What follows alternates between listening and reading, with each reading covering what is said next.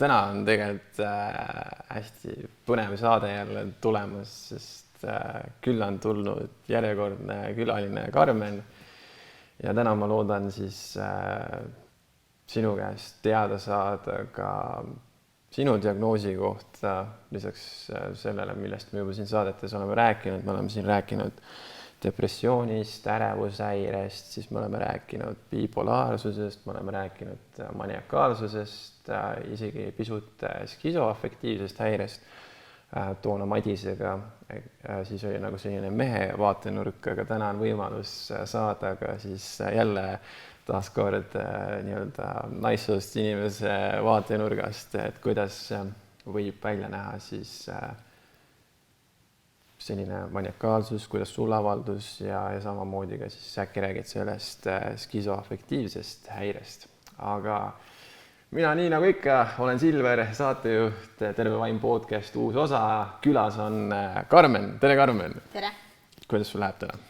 Minul läheb täna väga hästi, tänan küsimast. Seda on rõõm kuulda ja mul on väga hea meel, et sa leidsid aja, et sa said tulla siia ja tegelikult mul on hästi palju uudishimu sinu elu kohta, kuidas sa oled hakkama saanud, mis punkti sa oled täna jõudnud.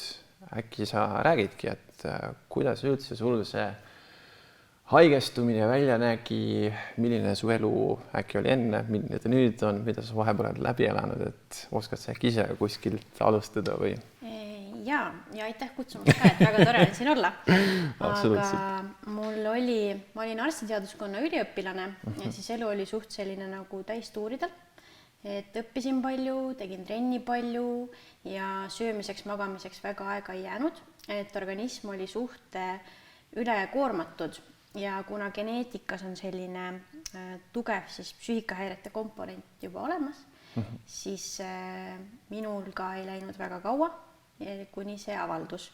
Ja kui ma olingi 20-aastaseks saamas, siis mul tekkis maniakaalpsühhoos, siis ongi sellest bipolaarsest meeloluhäirest pärinev maania, kus on siis meelolu hästi kõrge ja sinna siis lisandusid ka juba luulud ja hallutsinatsioonid. Ja siis lõpuks ma lõpetasin psühhiaatriakliinikus ravil. Ja ma olin seal äkki kuskil 1,5 kuud. Mind toodi sellest seisundist välja lõpuks ja siis peale seda tekkis hästi tugev depressioon.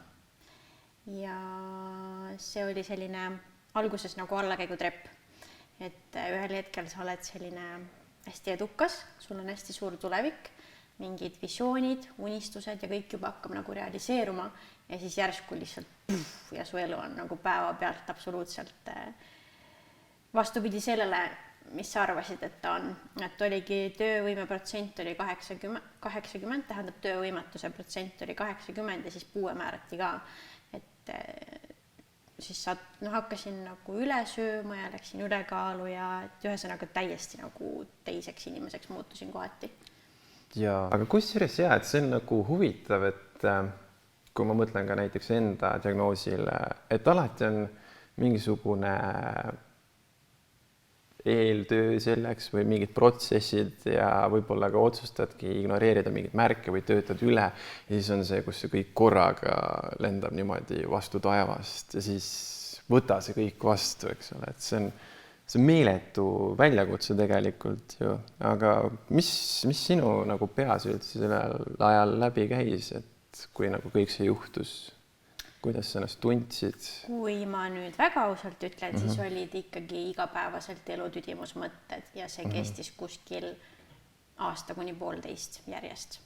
Et selline hästi depressiivne olemine, et ei näinud mõtet eriti, aga üks asi oli kuklas, mis nagu aitas väga edasi ja see oligi see, et aga mõtle, Karmen, kui sinul nagu läheks hoopis teistmoodi ja sul läheks nagu väga hästi ja siis sa kunagi, kui sa sellest välja tuled, saad teistele inimestele nagu midagi anda. Ja see tohutult aitas mind. Ja tänaseks päevaks oled sa ju isegi kogemusnõustaja. Ja, see läkski täpselt seda stsenaariumit pidi. Ja sa oled vist kogemusnõustaja päris värskelt ka ju, eks? Ma just sain diplomi novembri lõpus. Ja, alles sain diplomi kätte. Väga lahe, palju õnne sulle. Aitäh. Tere tulemast kogemusnõustajate sekka. Aitäh. Et kuidas sul oli, kas sulle andis ka see kogemusnõustajaks õppimine üldse sellist motivatsiooni ka juurde, et üldse võib-olla hoolitsed endast paremini või on see, et sa saad kedagi aidata läbi selle? Kusjuures mõlemat, et ta pani mind tohutult praktika käigus, siis ma avastasin, et see nõustamisprotsess on ikkagi suhteliselt intensiivne. Ta on ka, ütleme nii, et sul on nagu konteiner ja üks hetk see konteiner saab täis, et seda konteinerit tuleb ka endal tühjendamas käia. Et ta pani nagu enda tervist rohkem siis panema esikohale ja muidugi oli ka see, et kui sa praktika käigus nende inimestega suhtled ja sa tunned, kuidas nad nagu jõuavad kuskile mingite lahendusteni, see on ma ei oska seda isegi sõnadesse panna, see on nagu nii suur rõõm, see oli nagu väga suur rõõm, et siis ma tundsin, et kurat, ma olen õiges kohas. ja, et see annab nii-öelda endale ka sellise uue mõtte, et kui ongi diagnoos, eks ole, et see ei tähenda, et nüüd on elu läbi või nüüd peabki ainult ühte kindlat moodi elama, et õnneks inimesel on see meeletu võime kohaneda ükskõik millega. Et iga asi, mis inimest tabab, olgu see positiivne, negatiivne, et alati on olemas sellele mingi väljund, kuidas siis see asi vastu võtta. Mina tahaks muidugi teada sellistest asjadest nagu need maania episoodid või just see, et kui see tuleb peale, et kuidas see välja näeb või ma olen nii palju lugenud ka sinu blogist, et see on selline olek, et kus sa ei maga, kus sa ei söö, sul on hästi palju energiat. Kas see teadvustamine on ka seal juures või kuidas see välja näeb? Sellega on nüüd niimoodi, et see teadvustamine on seal juures sel juhul, kui sa oled nagu varasemast kogemusest nagu jätnud need sümptomid väga täpselt meelde. Näiteks mind on tohutult aidanud see, et ma olen ülikoolis õppinud psühholoogiat lisaks ja seal nagu on ka olnud psühhiaatria kursused ja siis sealt nagu ma olen nüüd sümptomaatika endale pähe tagunud ja nüüd on see, et kui sul nagu see tekib see olukord ja kui sa viid selle oma faktiteadmisega kokku, siis sa paned pildi kokku, appi, mul on vist maania. Mul sellest kaugemale nagu naljalt enam ei lähe. Et vahel on, kui stress on nagu väga suur, siis ma ei saa nagu seda õigel ajal pidama, et siis ta nagu läheb edasi, aga üldiselt ma juba jõuan väga kiiresti nagu abi järele.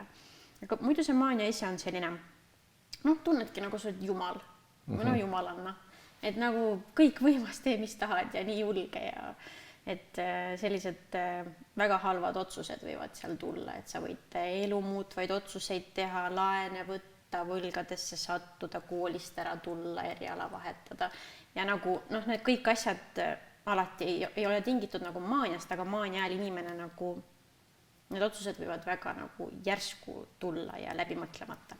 Mind huvitab see, et kas nagu äkki oskaksin ka mingisugust sellist analoogi tuua, et kõik see, mis sa ütlesid just, et ma oskan seda väga hästi ette kujutada, et kui nagu kogu kogemusnõustajaks õppisin, siis me käsitlesime kõiki neid erinevaid diagnoose ja vaatasin neid sümptomeid, siis mõtlesin, et oota, mul on vist kõik need endal ka olnud või midagi sellist. Et see on põnev, kuidas nagu meie aju töötab ja üleüldse nagu seda aju vaadata on ju pigem keeruline, et me saame üht poolt jälgida seda, kuidas inimene käitub, mida ta teeb, mida ta räägib, eks ole. Ja samas sellest sõltub ka ju puhtalt see abi või siis ravi näiteks. Et näiteks kui ma ise käin psühhiaatri juures, kui mul oli see haigestumise tipppunkt, siis ju pigem see ravi sõltuski sellest, mida mina talle edasi annan, eks ole.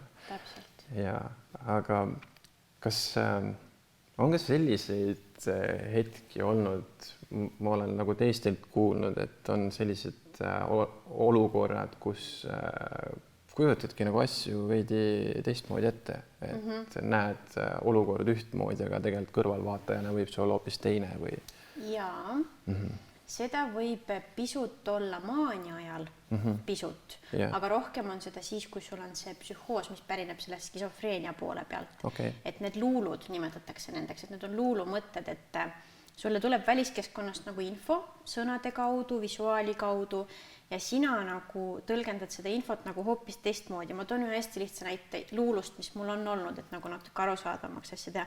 Näiteks sul on just mingi selline luulumõte, et näiteks sulle korraldatakse sünnipäevapidu, mida tegelikult ei korraldata. Ja sa lähed poodi, sa näed, et sinu lemmikšokolaadid on kõik otsas, sa seostad seda sellega, et need on sünnipäevapeo tarbeks ära ostetud, et sulle üllatus teha. Tegelikult see nii ei ole, need šokolaadid on lihtsalt otsas. Et see on luulumõte. Okay. Ja, et üli sellised veidrad mõtted. Ja nende luulumõtete vahele tekivad ka nagu seosed, et sul tekib niisugune story. Okei.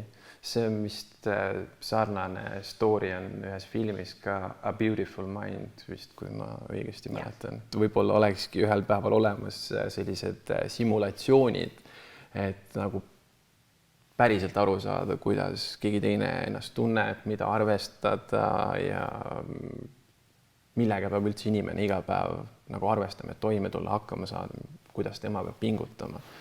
Et tihti ongi see, et me hakkame alles siis asju väärtustama või nendest lugu pidama, kui meil neid enam ei ole või need ära võetakse. Et mul oli enda tervisest näiteks üsna ükskõik, kui ma olin mõned aastad siin noorem veel ja siis, kui tuli haigestumine, siis ma hakkasin nagu järsku kõigest lugu pidama, väärtustama, sest ma tahtsin tagasi saada seda.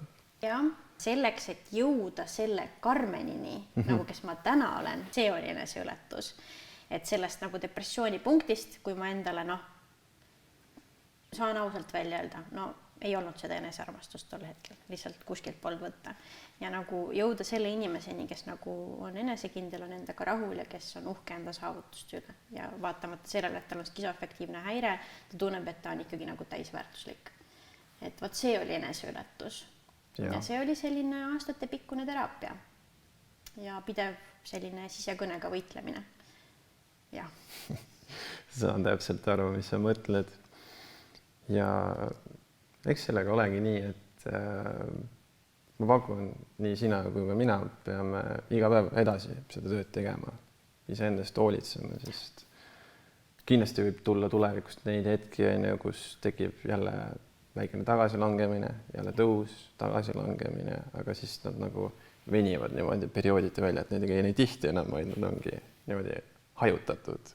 Nii nagu normaalsetel inimestelgi on halvemad päevad ja on paremad päevad. Ma ise kusjuures nimetan kogu seda kupatust elukestvaks takistusjooksuks ja sina olid lihtsalt meister selles. See on väga hea kirjeldus. Absoluutselt. Kui võtta nagu igapäevaelu, et milline su igapäevaelu üldse on, mis sa teed igapäevaselt? Tead, mul on väga tore elu, et mahub väga palju mahub. Et nüüd ülikooliga on momendil paus, et lõpetasin just bakalaureuse ja nüüd hakkan vaikselt valmistuma magistrisse sisseastumiseks.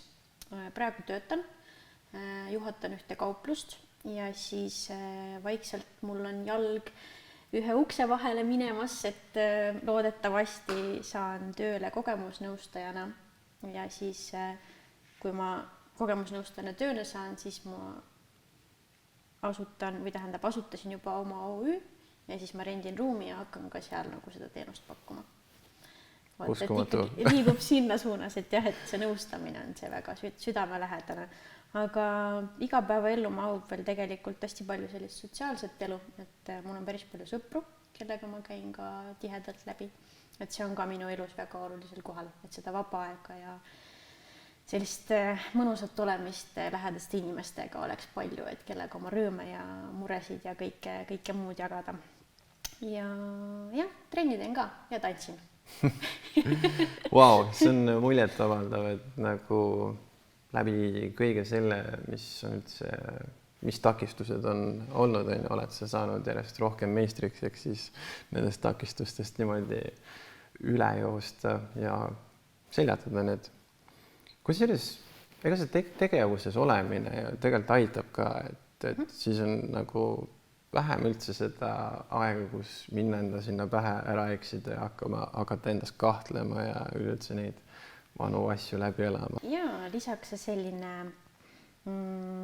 tegevuses olemine aitab nagu uusi mälestusi peale tekitada. Just. See on nii ilusti öeldud. Kui me vaatame näiteks neid teekondi, siis igal inimesel on see erinev. Et kui midagi näiteks juhtub ka elus, siis sellel on ka kuskil oma selline punkt, et kui nüüd minna näiteks ajas rännata, siis millal sul üldse see esmahaigestumine oli? See oligi siis 2015, siis kui ma haiglasse sattusin ja et too sama psühhoos. Et kui ma nüüd oskan nagu, ma tean seda infot, siis ma oskan nagu tagantjärgi analüüsida. Et tundub, et pisut mingid need olid juba varem. Just täpselt nii, nagu sa ütlesid, et sul on võimalus nüüd tagant järele vaadata seda, et endal täpselt samamoodi, et kindlasti hiilis depressioon ligi juba varakult. Aga need märgid, see tunne ja see oskus, et ära tunda seda, ei olnud seda infot, ei teadvustanud lihtsalt. Täpselt. Ja siis mingi hetk käibki see krahh ära, eks ole. Ja siis nagu jõuab kõik kohale. Okei. Selle aja jooksul oled sa kindlasti pidanud väga paljude asjadega nii-öelda silmitsi seisma. Et oskad sa äkki välja tuua, mis oli nagu võib-olla kõige selline lootust andvam asi sellel perioodil? Sa ütlesid enne ka, et see, et sa saad võib-olla aidata kellelgi teisel välja tulla sellest asjast, aga mis sind muidu sellel ajal motiveerisid, kus kohas sa nagu jõudu leidsid üldse? Kusjuures nagu kõige lootust andvam oli see, et kõige lähedasemad inimesed kuidagi nagu ei suhtunud minusse teistmoodi, vaid nad mõtlesid, et sa oled sama Karmen, et see oli minu jaoks hästi lootust andev. Ja siis ma nagu vaikselt üritasin seda inimeste hulka nagu laiendama hakata, kes teavad minu nendest asjadest. Ja siis ma avastasin, et ka nemad nagu ei vaata mind teistmoodi. Siis ma mõtlesin, et miks juba mitte nagu täitsa suureks minna.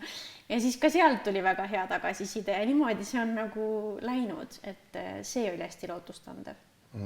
Et see usk just, et ma kogu aeg uskusin nagu, et see nagu läheb hästi, see loo jagamine, et see läheb hästi, et miks keegi peaks minust halvasti arvama.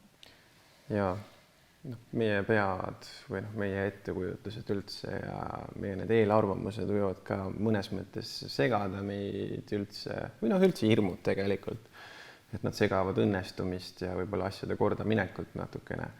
Et tihti ongi see, et igal ühel on juba endal piisavalt palju muretsemist ja piisavalt palju muresid kanda, et ta võib-olla ei jõuagi üldse sinu nende murede peale mõeldagi ja elu tegelikult läheb ikka tavalist moodi edasi.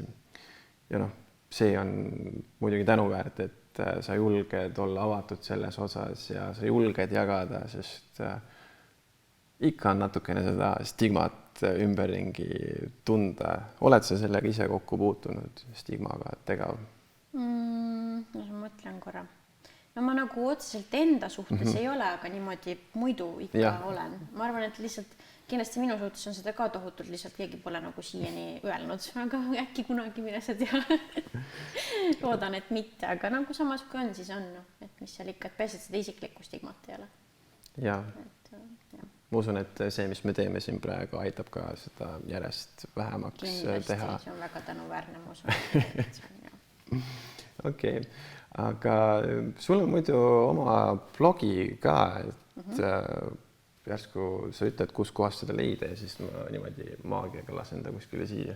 Nii, ma arvan, et kõige paremini leiab, kui panna Google'isse vaimse tervise heaks blogi, aga muidu ta on murramestigma.blogspot.com. Väga lahe. Ja millal sa alustasid sellega üldse? Praegu on 2019 jaanuar oli esimene postitus. Okei. Jah. Et siis sa oled ju niimoodi omajagu sinna. Mis sa sinna tavaliselt, millest sa kirjutad sinna? Ma vaatan, mis parasjagu mul jooksvalt mingi teema on, et alguses ma rääkisin diagnoosist, aga nüüd jooksvatest olukordadest, mis siis seoses haigusega tekivad ja nüüd juba lisaks ma räägin ka nagu sellest täisväärtuslikust elupoolest, mis on tekkinud mul. Ja. Et just näidata seda, et see on absoluutselt võimalik ka sellise haigusega. Absoluutselt, seda on nagu väga hea näha niimoodi nagu kaardinate taha, et mis nagu toimub, mis mõtted võib-olla on inimesel, eks ole, ja annab ka siis edasi üldse seda kõike, mida me võib-olla igapäevaselt tunneme, mida me läbi elame, millega üldse arvestame. Et näiteks kas või need depressiooni mõtted mõnikord tulevad võib-olla natuke rohkem esile. Kuidas sul on nendega, kas mul on näiteks niimoodi, et kui nad tulevad, ma lasen neil lihtsalt olla ja siis mingi hetk nagu rahunevad maha, aga kuidas sul näiteks käib see? Pigem ka lihtsalt ma üritan, siis kui mul nad tulevad, siis mul on see tunne, et ma nüüd tahan kuidagi nagu elust rohkem kõrvale jääda, et ma tahan nagu olla kuskil 4 seina vahel, seal võiks tekk olla ja mingi jäätiskommid. Aga siis ma üritan, et ei, Karmen, sa lähed sinna ka, sa lähed tantsutrenni, sa teed seda ja siis ma teen ja siis lõpuks on nagu jälle kõik korras, et mul on see meetod pigem see, et ma ei jääks elust kõrvale. See on väga hea. Jah, et too aitab nagu pisikesed sammud, aga nagu teed kogu aeg midagi. Kui üldse rääkidagi näiteks nendest, mis aitavad, et nagu sa ütlesid, et üks on trenn, eks ole, mis sind aitab, on sul selline nagu enda piibel ka olemas, mida sa järgid, mida sa teed igapäevaselt, et mis sind nagu edasi kannab ja äkki võib-olla keegi, kes kuulab, vaatab, saab ka võib-olla siit mõtteid näiteks? Kusjuures mul on isegi üks postitus väga avameelselt depressioonist ja mul on minu meelest seal punktidena välja toodud. Kuna ma ei ole nii ammu depressiooni kogenud, siis ma peast täpselt kõike ei mäleta, aga seal on omal kohal ravimid, psühhiaatriabi, psühholoogi abi, siis eneseabist on see, et ära jää oma sõpradest ja lähedastest kõrvale, vaid räägi nendega.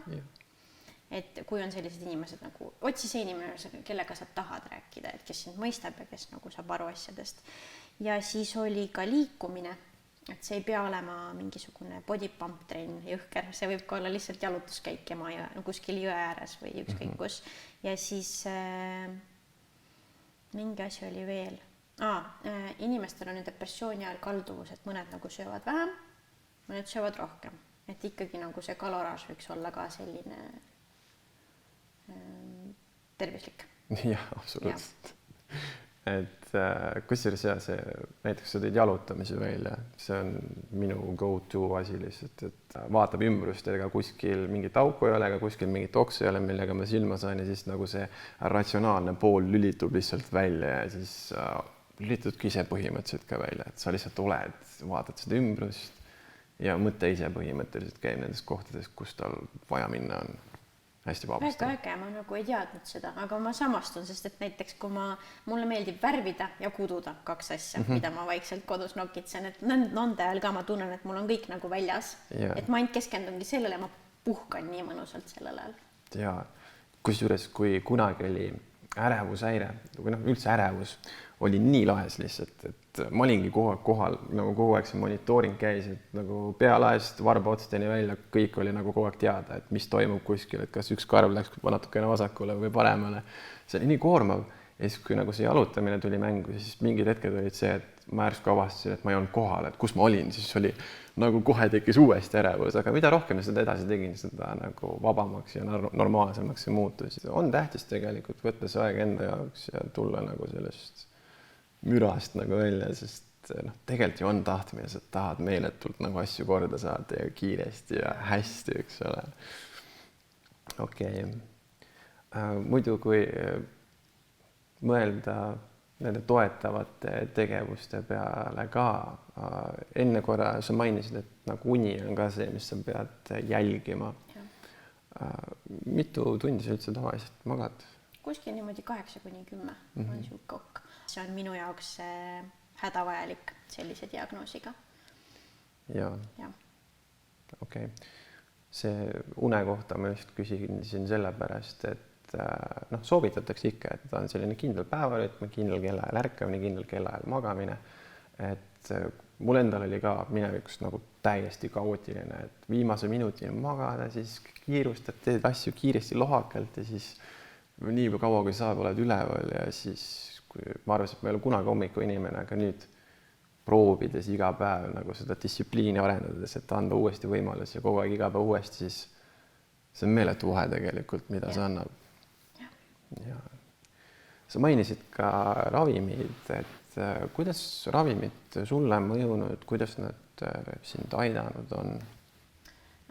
Ravimid mind on väga palju aidanud, et mul on küll eesmärk mingil perioodil saada nagu ravimivabaks. Mu psühhiaater on isegi öelnud, et see võib olla mingil ajahetkel on isegi võimalik, aga muidu ma pean ikkagi ütlema, et ma olen ikkagi sõltuv ravimitest ja skisofreenia raviks on antipsühhootikum, et iga kuu saan sellist depoosüsti kuuks ajaks ja siis bipolaarsusega on liitiumitablett, mis nagu reguleerib seda ajukeemiat, et nagu meeleolud ei kõiguks ja siis selle liitiumi doos vahepeal siis nagu kõigub, et vastavalt sellele, kui stressi rohkem mul on ja kui väga see haigus nagu on avaldunud. Aga väga hästi töötab kõik, et ma ikkagi väga julgustan usaldama psühhiaatreid ja nagu jah.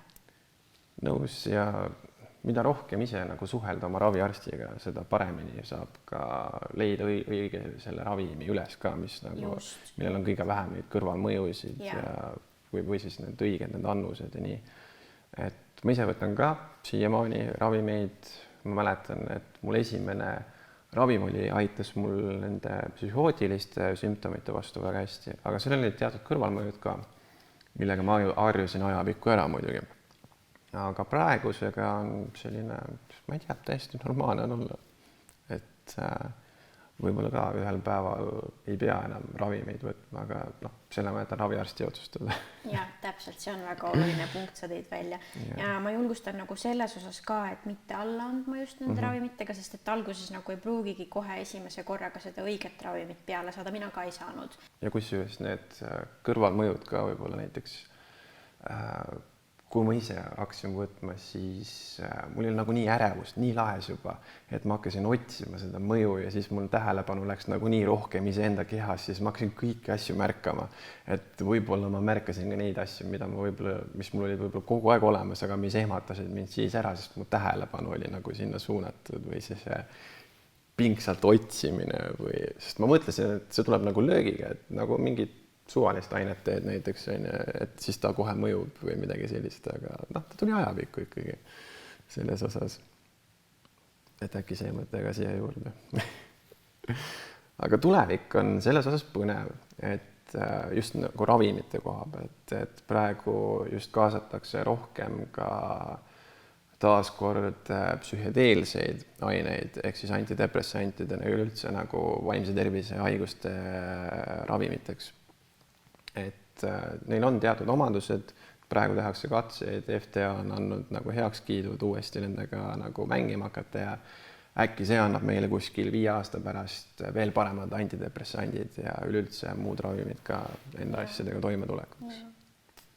Või äkki on üldse kuskil kauges tulevikus see, et me lihtsalt paneme, ma ei tea, kas on enam üldse juhet, aga kuskilt tuleb mingi signaal pähe lihtsalt ja oleme korras. Mine sa tea, kõik on võimalik. Kuidas sa üldse tulevikku suhtud praegu? Positiivselt, ülipositiivselt. Et ma mõtlen, et kui ma seal isegi depressioonis olles ja nende elutüdimus mõtetega suutsin kuidagi mingit positiivsust genereerida, siis praegu seda on nagu ülilihtne teha. Et hetkel ma tunnen, et mul on nagu kõik olemas ja ma liigun täpselt sinna, kuhu ma liikuda tahan. Jaa. Et sa nagu hoolitsed iseenda eest, sa teed seda, mis sulle meeldib ja kui sa need kaks nagu kokku paned, siis tegelikult ju tulevad ülejäänud asjad ka paremini välja. Jah, täpselt, jaa. Ja pluss siis jagad oma lugu, räägid. Kas sind leiab kuskilt muidu üles ka internetist, avarustest? Jaa, mul on Facebookis oma konto vaimse tervise heaks Karmen Kosma ja Instagramis mul on ka konto vaimse tervise heaks, et ma vaikselt üritan nendel ka nüüd aktiivsem olla. Et nüüd, kui kogemusnõustaja paber käes, siis hakkan tegutsema. See on ju tegelikult, nii nagu me enne rääkisime ka, et hullult tahaks ju kõike teha nüüd kohe ja praegu. Ainult üks kurb asi on see, et iseennast on ainult üks ja siis peab nagu andma endale nagu seda kannatust ja natukene aega. Jah. Aga kui sa teed seda igapäevaselt järjepidevalt, siis kõik niimoodi aegamööda ka tuleb. Eks. Kuidas sul on näiteks tulemuste nägemisega, et kas sa annad neile ilusti aega või sa oled ka neid natukene kärsitud, tahad neid kohe näha või kuidas ise määratled ennast? Kusjuures ma olen olnud üsna rahulik, kui ma mõtlen oma asjade peale. et ka raamatuga ka, kui see avaldus, see ikkagi ju mõtled, et näiteks palju seda ostetakse või huvitav, kas see üldse meeldib inimestele, mis tagasiside tuleb ja nii edasi. Ja siis ma kuidagi olin väga-väga rahulik, et ma ei olnud kogu aeg kuklas kirjastusel, et palju on ja kas, kuidas, mis, vaid hästi rahulikult, et ootasin kuust kuusse nagu, kui mulle saadetakse mingi ülevaade ja siis nagu teen oma järeldused, et kas ma siis kirjutasin hea raamatu või ei kirjutanud, et kuidagi iseennast üllatasin selles osas. Aga äkki räägidki oma raamatust natukene ka lähemalt, et mis selle pealkiri oligi? Hull, otse ja ausalt. Räägime siin natukene pealkirjast. Ühesõnaga, kui ma psühhiaatriakliinikusse sattusin, siis natukene läksid jutud liikuma ja siis ikka oli seda, et koos ma läks hulluks ja et enne oli nii äge siuke täiuslik tüdruk ja nüüd olen hullum. No ühesõnaga midagi sellist. Ja siis ma otsustasin, et ma panen ise sellele raamatule pealkirjaks Hull ja siis näitan, et mind ei häiri, kui sellist sõna minu kohta kasutatakse. Ja siis ma nagu tundsin, et sellega just, kui sa võtad sellelt sõnalt pisut seda võimu ära, et ka teised, keda võib-olla niimoodi nimetatakse, kui üks hull nagu ütleb, et ta on hull, siis nagu kuidagi see kaotab nagu selle solvava nagu võimu sellelt sõnalt. Et selline idee oli selle taga. Aga raamat ise alustab lapsepõlvest, kuidas kõik alguse sai ja siis jõuabki selleni, kui mul see psühhoos tekkis ja siis räägib sellest depressioonifaasist ja siis lõpuks, kuidas ma siis hakkasin nagu, mis takistused olid ja kuidas ma neid takistusi järjest nagu ületasin. Et selline intiimne väga. Hästi, ja et ta on ülidetailne ja nagu täiesti maskmaas. Väga värskendav, et niimoodi ausalt, otse, isegi võib-olla toorelt niimoodi seda ette tuua, eks. Mis nagu sellised highlightsid näiteks olid sellest kirjutamisest või? Kirjutamisega on suht naljakas. Mul oli just tekkinud maniakaalepisood ja ma kirjutasin 9 päevaga selle raamatu peale. Et ja see on siuke behind the scenes. Sisuliselt sa kasutasid enda olukorrast millegi võimsa loomisel. No see põhimõtteliselt, kui sul see maania on, siis sul nagu need mõtted, mis sul on ja see, mida sa kunagi oled läbi elanud, sa nagu saad selle nagu väga hästi kätte. Ja siis sa nagu lood need seosed tekivad ja kõik see kuidagi nagu väga hea on ennast väljendada sellel ajal. Ühesõnaga veidi selline juhtmestik seal sees pannakse teistmoodi natuke. Ja täisvõimsusele. Ja täisvõimsusele. Ma tahtsingi täna selle meie omavahelise olemise teha sellisena, et ma väga palju sinu kohta ei uuri, et niimoodi otse omavahel räägime, et siis ma saan ka sinu kohta nii-öelda nagu kõik oleks uus ka minu jaoks.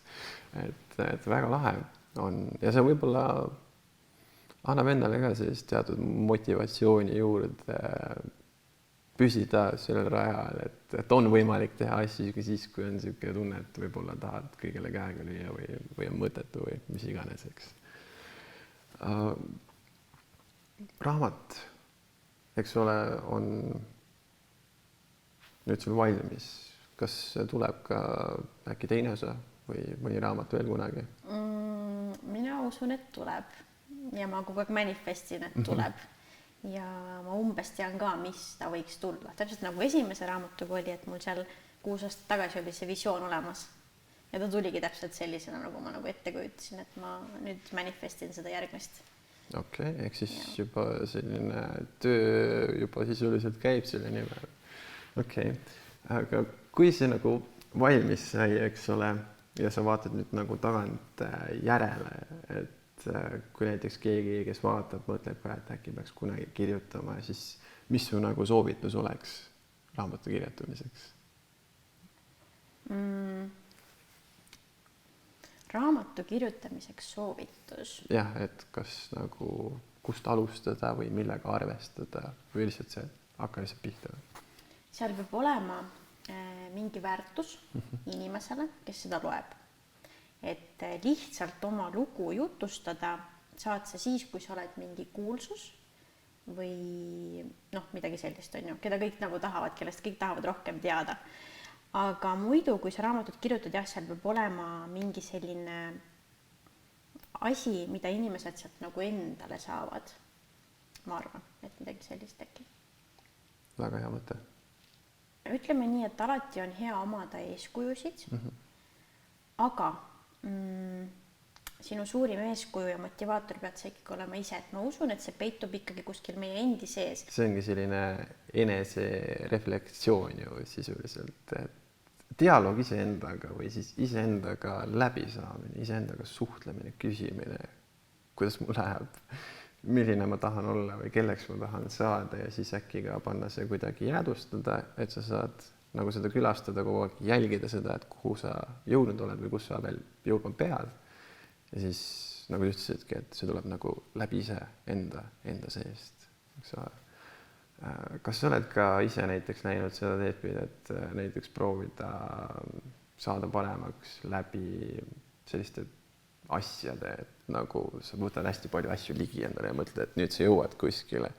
Ja... Sa mõtled nagu materiaalselt? Ja just. Jaa, enne kui ma haigestusin, siis ma olingi väga materiaalne.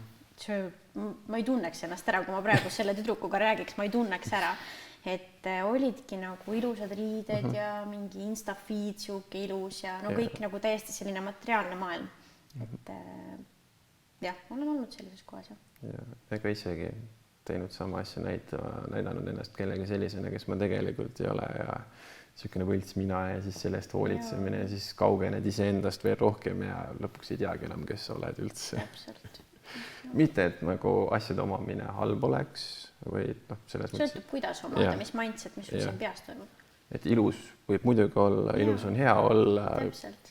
Hoolitsetud, välja näha hea, et see on tegelikult võib-olla teeb ka enesekindlamaks mõnda, et neid võib endiselt püüda, et nendest pole halba mitte midagi. Iseennast lihtsalt ei tohiks ära unustada. Täpselt. Et kunagi üks autor ka Simon Sinek on teinud selle raamatu Start with Why või Power of Why. Start with Why on vist see, et kõik asjad tegelikult, mis üldse elus ette võtab, nende kõigepealt pead küsima, et miks ja kui sa sellest miksist alustad, siis tulevad kõik ülejäänud punktid. Et niisama ei juhtu mitte midagi, leia see miks ja siis saad nagu pihta hakata. Ja. On see sul ka töötanud niimoodi? Ma arvan ikka, jah. Siis on hästi. Kui mõelda ka näiteks, no, mis mind ennast muidugi huvitavad täiega palju on see, et mingi periood meil on, eks ole, elus hästi, mingi periood on see, kus võib-olla ei ole enam nii hästi. Et kas sul on olemas ka sellised näiteks endal, sellised ennetamismehhanismid, kuidas olla valmis näiteks selleks hetkeks, kui peaks juhtuma nii, et tuleb jälle mõni selline mõõnaperiood või tagasilanguse hetk või midagi sellist? Minu ennetusmehhanism on tegelikult, ma olen hakanud ka tegema siukest asja, et ma vabal päeval võtan maha need Facebooki notification'id ja kõik notification'id, et mul oleks nagu vaikus sellel hetkel, kui ma puhkan, et see minu jaoks on kõige välja kutsuvam see, et ma ei osanud puhata piisavalt ja nüüd ma siis õpin seda praegu. Tuleb juba päris hästi välja. Tean täpselt, millest sa räägid, et just nimelt see iseendale puhkuse andmine, see on nii tähtis. See on vist kõige tähtsam isegi. Ja ma tihti tean seda tunnet, mis ennast saadab. Kindlasti ka teistel on see tuttav, et kui sa mitte midagi ei tee, siis tuleb mingi sisemine rahutus sisse, et äkki ma raiskan aega, äkki ma peaks midagi kasulikku tegema või nagu tegelikult ei pea üldse nii olema, sa võid nagu ühe päeva võtta ja täiesti mitte midagi teha. Ja see on tegelikult jätkusuutlikum lõppkokkuvõttes. Ja, et see pidev piitsutamine, see kogu aeg tulemuse tagajäämine, mitte nagu endale puhkuse andmine, et seda tuleb ka väärtustada, et sa tõmbad korraks aja maha. Ja see ei pea üldse tegelikult midagi grandioosset olema, see võib täiesti lihtne asi olla. Ja. Et sa näiteks teedki kodus spa-päeva, käid päeva otsa ringi hommikumantlist, teed mingi, hoolitsed enda, ma ei tea, keha eest, jood näiteks, ma ei tea, mingit teistsugust kohvi või mahla või mis iganes sulle meeldib, eks, ja oled ja. Lihtsalt. tihti sa teed selliseid Spapäevad on mu lemmikud. Okay. Mul käib veel sinna näomask hulka aga ja ma väga naudin selliseid päevi, et see on nii mõnus. Jah, et ma ikka teen. Nüüd teen. Mulle meeldib see ka, et sa ütlesid, et sa võtad need notification'id maha äppidelt. See on väga tervislik, sest nii kui see notification'i piip või see värin käib, kohe tekib tahtmine vaadata ja tihti on ka sellised olukordi, kus võtad telefoni lihtsalt kätte, seal ei ole mitte midagi, keegi pole kirjutanud, aga sa lihtsalt vaatad, äkki keegi on kirjutanud. Ja see on sellepärast, et annab dopamiini. Dopamiin on hea, sest see tekitab hea tunde ja sa tahad seda veel. Aga mis juhtub sellise tegevuse käigus ongi see, et sa arendad enda neuronite vahel sellist reaktiivset käitumist. Ehk siis sa reageerid asjale, mitte et sina ei otsusta, millal sa reageerid, vaid asi otsustab sinu eest. Käib see bzzt või see plõpp, käib ära ja siis sa juba võtad. Siis sa nagu hakkadki neid taga ajama, sa tahad neid järjest rohkem ja rohkem ja rohkem saada. Ja lõpuks ongi see, et kui üldse midagi ette võtta, näiteks mõni väljakutse, näiteks tahad trenni teha paremini ja võib-olla, ma ei tea, mingi teatud vormi saavutada, siis ongi see reaktiivne käitumine hakkab segama, et sa tahad seda tulemust kohe näha, et see ei anna aega, et see dopamiin peab kohe tulema, et neid pingutusi on siis lihtsalt raskem ette võtta. Muidugi võisin siin natukene eksida, aga midagi sellist peaks olema. Close enough. Ja. Aga mis sellega veel on, et ma soovitan ühte nippi, kui sa näiteks lähed kuskile sööma või lähed kuskile rappa, kuskile jalutama, jätta telefon autosse või koju. Ma olen seda nüüd oma kaaslasega katsetanud ja see toimib ülihästi. Et sa ei tee nagu pilte, sa nagu ei postita seda hetke, sa ei jaga seda hetke, vaid sa oledki selles hetkes ja sa nagu puhkad täielikult, sa oled välja lülitatud. Et too on päris äge tegelikult. Absoluutselt. Muidugi peaks nagu siis sellises olukorras kokku leppima selle, et kellegi ikka mingi asi kaasas on vaata. Kuskil rabas. Ja, et lihtsalt tuttavam koht võib-olla seal on nagu ilus niimoodi teha. Aga muidugi see on väga hea mõte selles osas. Et, aeg-ajalt, mitte kogu aeg, aga aeg-ajalt. Ja, et näiteks kui lähed ka kontsertile, eks ole, sul ei ole vaja seal nagu filmida tegelikult seda tervet kontsertit. Et sa võid ju olla, ikka võid ju paar tükki teha mälestuseks, et sellest pole midagi halba. Aga just, et nagu see seade ei kontrolliks sind, vaid vastupidi sina. Ja siis, kui sa õpid juba selle ära, et see seade sind ei kontrolli, siis ta võib rahulikult seal kotis sinuga igal pool kaasas olla. Sest mõnes mõttes ta on ju selline nagu veidi selline põgenemisteega, et kui nagu ongi selline asi, mida sa peaksid võib-olla välja mõtlema või mingi ülesanne ootab, siis nagu mitte minna scrollima, vaid nagu reaalselt tegeleda selle asjaga. Et ma olen ise tihti lihtsalt niimoodi teinud, et tagant järele vaadata, et see on, tegelikult on see põgenemine mingite asjade eest.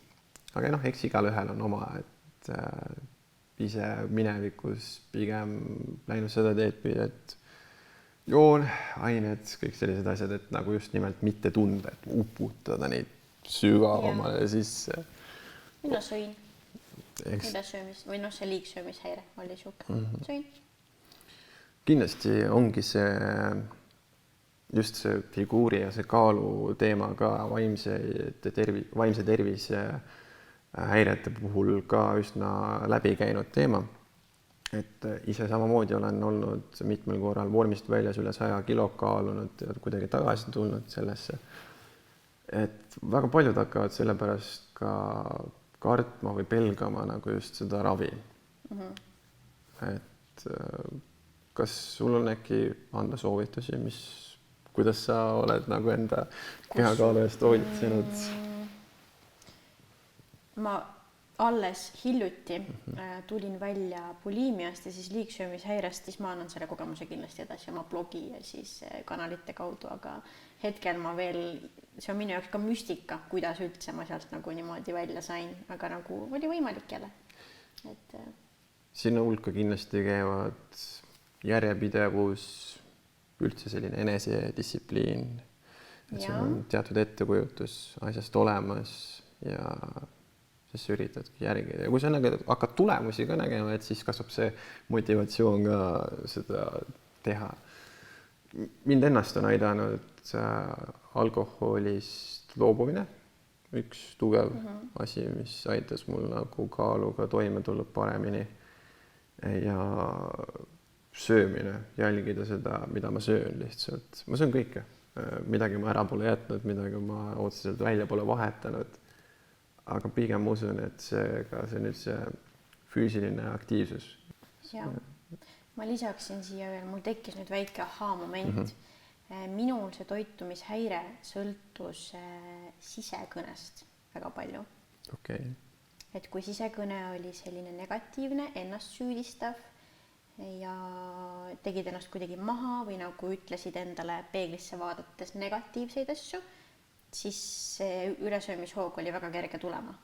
Kui sa nagu aktsepteerisid ennast ja vaatasid, et me saame koos hakkama, me oleme üks tiim, siis see sisekõne nagu ei tekitanud ülesöömishoogu. Et pigem see mina pildi korda saamine ja selline iseendaga sõbraks olemine võib-olla on minu puhul olnud võtmesõna. Ja, keskendudki äkki enda nagu nendele tugevustele kui nagu puudujääkidele just. Ja. Et siis sa teed need tugevused juba nii tugevaks, et sa saad nagu nende nõrkustööga hakata tegelema. Ja, täpselt. Ja, see on väga hea tähelepanek, et just see iseendaga suhtlemine ja mitte nagu siis tegelikult ongi see, et sa räägid iseendaga, sa hoolitsed ja siis tekibki neid selliseid äkkmõtteid ka, et minu puhul oli kindlasti joomine, sa ütlesid, et sul oli söömine. Et mõnes mõttes ta on ju selline ajutine lahendus, eks ole. Et korraks tekib see hea tunne. Eks. Aga kuidas nagu pärast on, kui see ära käib? Kas... Ülihalb. Ülihalb. Siuke toidupohmakas ja vihkad ennast ja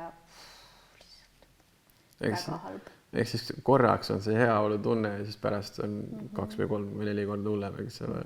See on täpselt nagu ise tegi, et joomine ained, et on korraks see tunne ja siis pärast on nii-öelda see intressi maksmine, kus on nagu veel mitu korda hullem olla. Okei, aga äkki lõpetuseks veel kordad üle, kus kohaga sinuga, sinu tegemistega ühendus saab või sinu toimetustega saab tutvuda, kuidas sinuga ühendus saab? Ja... Sisuliselt ongi Vaimse tervise heaks. Vaimse tervise heaks Karmen Kusma on see Facebooki leht ja Vaimse tervise heaks on ka blogi ja ka Instagrami konto on sama nime all. Okay. Et seal ma tegutsen. Ja kogemusnõustamisele on ka võimalik tulla? Varsti. Et sellest seal kanalitel kindlasti ma siis annan teada. Okei, aga Karmen, suured tänu, et sa tulid siia, jagasid iseennast meie kõigiga, lasid enda maailmasse piiluda ja äkki tulevikus teeme osa number 2 koos sinuga. Ma loodan küll, mulle väga meeldis, aitäh kutsumast. Olgu, tšau. Tšau.